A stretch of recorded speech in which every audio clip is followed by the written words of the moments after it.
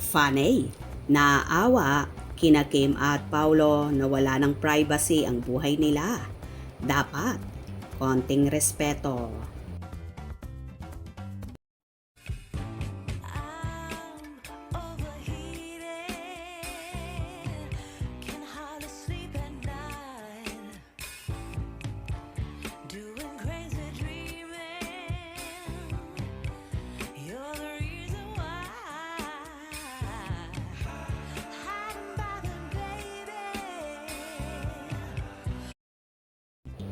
Nabahala, naawa ang maraming Kim Pao supporters sa pinanggalingan ng sumingaw na larawan ni Kim Chiu at Paolo Avellino sa isang resort.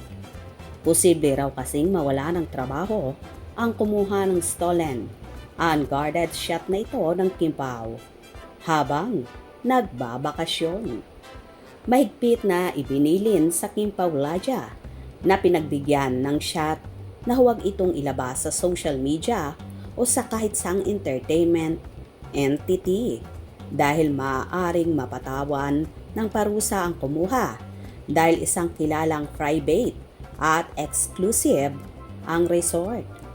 Ang ilang mga nakakachika namin ang nagsabing alam na nila kung saan nag-vacay ang Kim Pao, pero nangako sila sa kapwa nila supporters na poprotektahan nila ang kanilang source. Kaya nga laking dismaya nila sa paglabas ng nasabing larawan.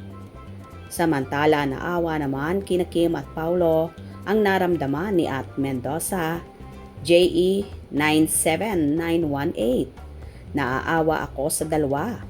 Dapat private na ganap nila. Huwag nang i-post. Wala lang, masaya ako na malungkot. Nagtatago na nga yung dalawa. Tapos may lalabas pang picture na private lang dapat.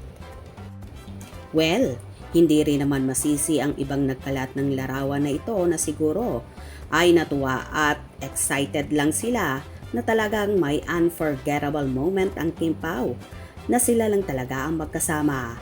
Kung para sa kanila ay masaya sila sa nakita nila. Unbothered naman sa ibang Kim Pao followers dahil natatakot sila na baka mawala ng trabaho ang source at taong nagbigay nito sa kanila. Anyway, move on na lang ang lahat.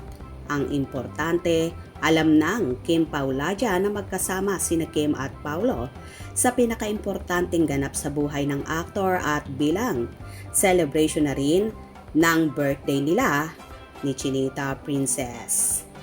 For sure, nag-enjoy ng bonggang-bongga ang Kim Pao. Hope you enjoyed. Please subscribe for more info.